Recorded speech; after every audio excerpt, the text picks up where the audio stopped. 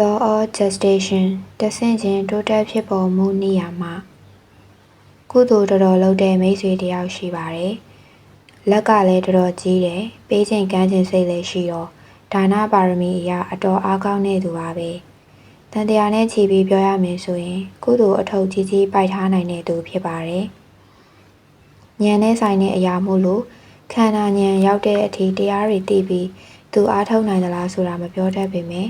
သူ့စီမှာဘာဝနာကုသိုလ်တွေလည်းရှိပါတယ်။သီလအနေနဲ့ကတော့တာမန်လူတွေလုံသလောက်သူလည်းလုံမှာပါပဲ။မကောင်းတာနဲ့ကောင်းတာရှင်ပြောရမယ်ဆိုရင်သူဟာကောင်းတာများတဲ့သူဖြစ်ပါတယ်။ဘာဖြစ်လို့သူ့ရဲ့ဒါနသီလဘာဝနာကုသိုလ်ကောင်းမှုတွေကိုစစ်တမ်းထုတ်ကြည့်မိရလဲဆိုရင်အဲ့ဒီကုသိုလ်ကောင်းမှုတွေသူလုပ်နေရင်ကပဲရုတ်တရက်မကောင်းတဲ့ကံတွေကြားရောက်လာပြီးမိုးမောင်သလိုသူ့ဘဝမှောင်သွားရတဲ့အတွက်ကြောင့်ဖြစ်ပါတယ်။မိတ်ဆွေအကုန်လုံးသူ့အတွက်စိတ်မကောင်းဖြစ်ရတာနဲ့အတူကျမကတော့သူလုပ်ခဲ့တဲ့ကုသိုလ်တွေနဲ့သူ့စီကြားရောက်ခဲ့တဲ့အကုသိုလ်ကံကိုဘလို့မှဆက်ဆက်လို့မရဘူးဖြစ်နေခဲ့တယ်။ပြစ္ဆုတ်ပံမှာလှုပ်ဆဲကုသိုလ်ကောင်းမှုကံတွေဟာသူ့ကိုဒီလိုအချိန်မှာကာဗာလုံးမပေးနိုင်ဘူးလားလို့စိတ်ထဲမှာမချင်မရဲဖြစ်မိရပါပဲ။ကျမစဉ်းစားအဖြေတိုင်းပြီးတော့စကြဝဠာရဲ့ law of gestation ဖွံ့ဖြိုးတိုးတက်မှုနေရာမှာကိုတွေ့ပါတယ်။အရာရာဟာတဖြည်းဖြည်းနဲ့ဖြစ်ပေါ်လာတာပါပဲ။ရေကန်ကြီးဖြစ်လာတာဟာလည်းရေစက်ရေပေါက်တစ်သေးလေးတွေကနေစလာသလိုပါပဲ။ Everything takes time to manifest it. manifest ဖြစ်တယ်ဆိုတာကောင်းတာတွေကြီးပဲမဟုတ်ပဲဆိုးတာတွေကလည်းပေါင်းစုံပြီးဖြစ်လာတတ်ကြပါတယ်။ပြုလုပ်ခဲ့တဲ့ကံအကြောင်းတရားတွေစုပေါင်းလာပြီးဘဝတွေအခြေအနေတွေအဖြစ်အပျက်တွေဖြစ်တည်လာကြတာပဲဖြစ်ပါတယ်။ဒီဘဝမှာဒီယုတ်ဒီနံဒီအခြေအနေတွေနဲ့လူလာဖြစ်တာလေအဲ့လိုဖြစ်ဖို့ frequency တွေ energy တွေကံတက်တဲ့အစွမ်းတွေနဲ့ manifest လာဖြစ်နေရပဲဖြစ်တယ်။ law of gestation အရာကောင်းတာပဲဖြစ်ဖြစ်မကောင်းတာပဲဖြစ်ဖြစ်ဖြစ်ဖို့ဆိုရင်အချိန်တစ်ခုလိုတယ်ချက်ချင်းထမဖြစ်ဘူးတဲ့။ကောင်းတာလုပ်ပြီးချက်ချင်းနိဗ္ဗာန်ရောက်မသွားဘူးမကောင်းတာလုပ်ပြီးလည်းချက်ချင်းငရဲမကြပါဘူး။ကျမတို့ဟာအတိတ်ကံတွေကိုပါတွက်ဆထားဖို့လိုပါတယ်။ဘဝတွေဖြစ်လာဖို့အခြေအနေအဖြစ်အပျက်တွေဖြစ်လာဖို့ဆိုတာကဘဝကဖြစ်ခဲ့တဲ့ပါရမီတွေထုံတွေပါတယ်။တတိတွေ energy တွေပါတယ်။ဒီအကြောင်းတရားတွေတိုက်ဆိုင်စုံစည်းလာရင်ဝုန်းဆိုထဖြစ်တာပဲ။ဘယ်အရာကမှတားလို့မရဘူး။မဖြစ်လာသေးတာတွေကိုလည်းစိတ်ပြတ်ဖို့မလိုပဲ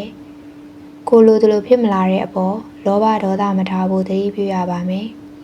မဖြစ်သေးရင်ဖြစ်လာဖို့အကြောင်းကိုဘယ်လိုကောင်းအောင်ဖြည့်မလဲဆိုတာကိုစဉ်းစားရမယ်။အဓိကသတိမမေ့စေချင်တာက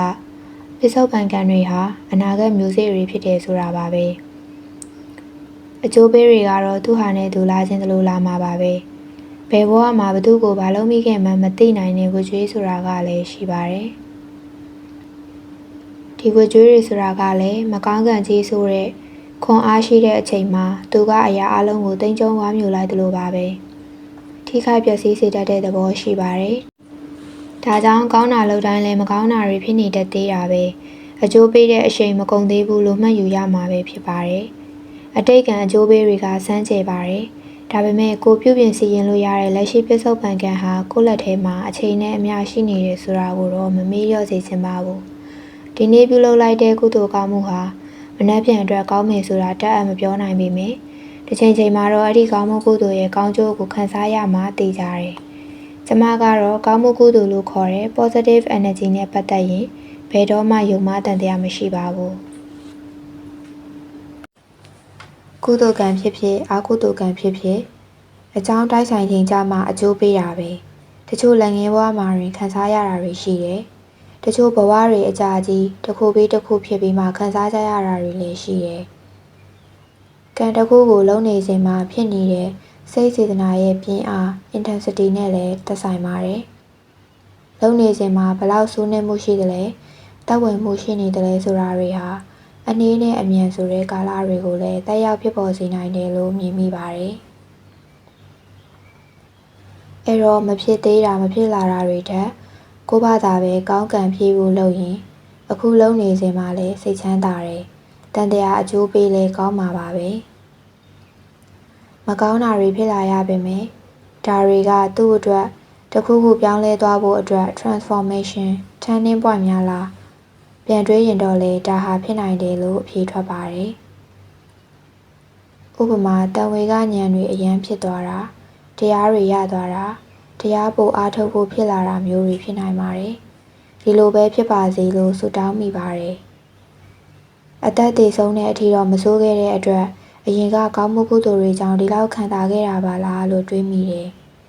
ဘာမှမမြဲတဲ့ဘဝတွေမှာနေ့စဉ်အချိန်နဲ့အမျှတဲတဲလေးသာနေကြရတဲ့သူတွေကြီးပဲမို့လက်ရှိအချိန်တိုင်းကိုတန်ဖိုးထားပါကောင်းတာတွေကိုပို့လုပ်ပါ